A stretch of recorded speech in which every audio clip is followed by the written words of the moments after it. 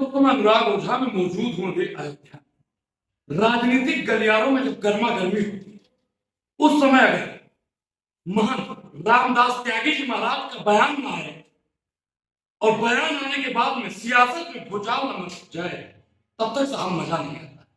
हमारे साथ बातचीत करने के लिए महाराज जी मौजूद हैं और महाराज जी बिल्कुल निडर होकर मुखर होकर तमाम उन बिंदुओं पर बात रखते हैं। सदन के अंदर इस समय जाति बहुत आती है।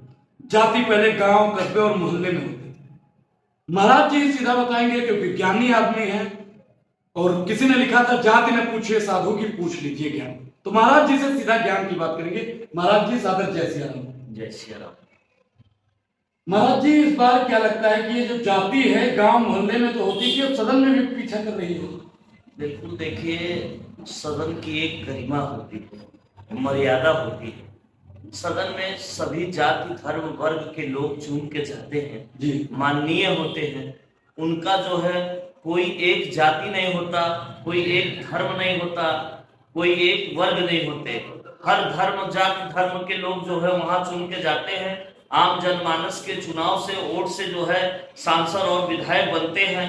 तो इस तरीके से सदन में जो है जाति पूछा जाए ये बहुत ही निंदनीय है और ऐसा कृत्य नहीं करना चाहिए और ऐसा नहीं पूछना चाहिए। और हम तो मर्यादा पुरुषोत्तम भगवान श्री राम की धरती से है।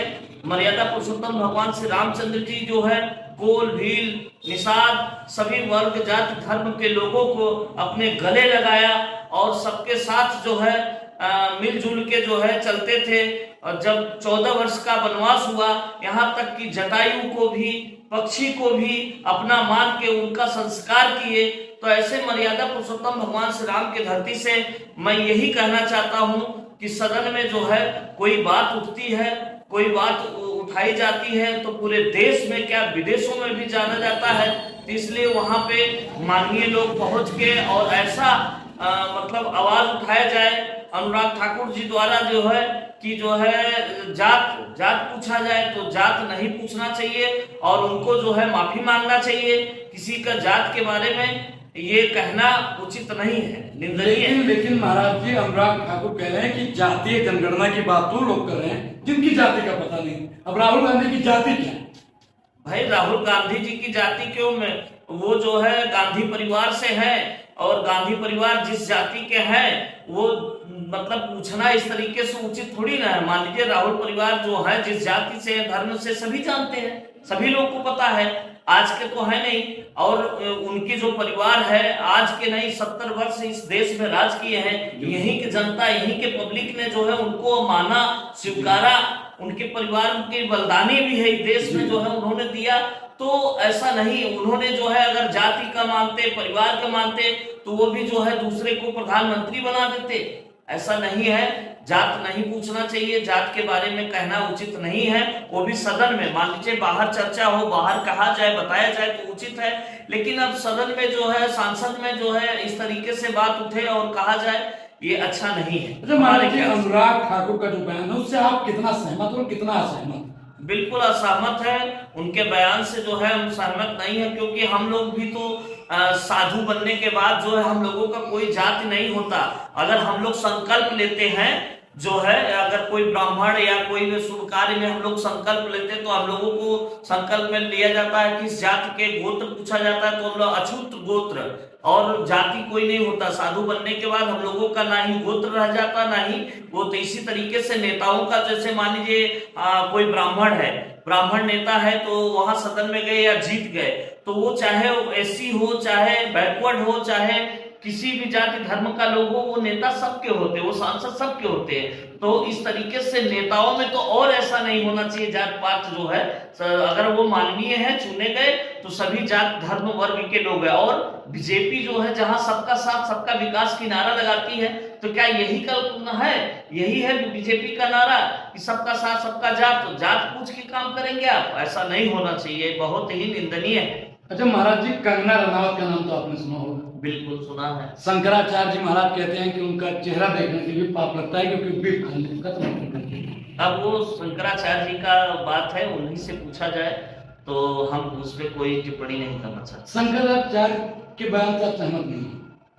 हम उनके मतलब बयान नहीं मैंने देखा और न ही कुछ उस पर टिप्पणी अच्छा, आपने नहीं देखा जी। अच्छा महाराज जी, कंगना रनावत को कैसे देखते हैं? कंगना रनावत ने कहा है कि जाति जीवी लोग जाति पर बात कर रहे हैं, जातीय जनगणना पर बात कर रहे हैं। अब वो तो अभी नए नए आए हैं समाज सेवा में और पहली बार सांसद हुई हैं, वो फिल्मी दुनिया की हैं, तो बहुत हम समझते हैं कि नहीं होगा जानकारी, नहीं तो जाति के लिए जाति जनगणना इसलिए किया जाता है कि भाई आरक्षण के हिसाब से जो है सबको भागीदारी मिले। अच्छा महाराज जी, आप आरक्षण का समर्थन करते हैं? बिल्कुल, जाति जनगणना होना चाहिए, उससे जो है पता चलता है और अच्छी बात है। जाति जनगणना होने से जिसकी जितनी भागीदारी होगी उसकी उतनी हिस्सेदारी होगी, अच्छी बात है, करना चाहिए। लेकिन मान प्रधानमंत्री लीजिए एससी है, कमजोर है, दलित है, बैकवर्ड है, कमजोर है, तो उनको जो है जाति के हिसाब से अगर आबादी जाते हैं ज्यादा, वो तो आरक्षण में भी इससे भागीदारी मिलेगी, तो अच्छी बात है, होना चाहिए। जब महाराज जी अनुराग ठाकुर के बयान का प्रधानमंत्री नरेंद्र मोदी जी समर्थन कर रहे हैं, प्रधानमंत्री नरेंद्र मोदी जी को क्या नसीहत देना चाहिए?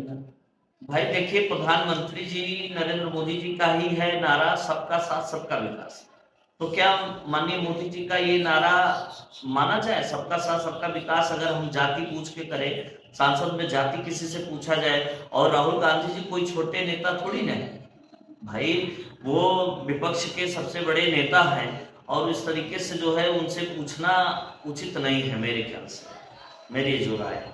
अच्छा महाराज जी, मोदी नहीं तो कौन? मोदी नहीं तो भाई बहुत कुछ है, बहुत पार्टियां हैं, बड़ी पार्टी है, और जनता ने जो है स्वीकारा है, जनता ने जो है इस बार जो है बहुत सीटें कम आई हैं। महाराज जी, पहले जैसा आपके अंदर जोश नहीं दिख रहा है, भाजपा वालों से कुछ मिल गया है क्या? नहीं, जोश क्यों नहीं, भाजपा क्या देगी, हम भाजपा में थोड़ी ना है, और हम लोग जो विपक्ष के तौर पे काम करते हैं, आवाज उठाते, आज भी आवाज उठाते हैं। फंडिंग कहाँ से आती है महाराज? फंडिंग क्या, कोई हम लोगों का उस तरीके से कोई शान शौकत नहीं है, हम लोग साधारण जीवन जीते हैं, फक्कड़ शाही रहते हैं, ऐसे खुले में, कोई एसी में रहने वाले नहीं, एसी में घूमने वाले नहीं है, हम संत हैं, क्या फंडिंग है, कोई वैभव नहीं है। मोदी जी भी तो कहते हैं कि हम फक्कड़ फकीर हैं। बिल्कुल, मोदी जी फक्कड़ फकीर मानते हैं अपने को, इसलिए जो है जनता भी धीरे धीरे उनको और फक्कड़ बनाते जा रही है, फक्कड़ कर रही है। हो सकता है आगे चल के जो है उनकी विदाई तय हो जाए। विदाई तय होगी? बिल्कुल, अगर फक्कड़ हैं तो साधु हैं तो मठ पे जाएंगे, तपस्या करेंगे, जाएंगे। मिलते हैं एक छोटे से ब्रेक के बाद।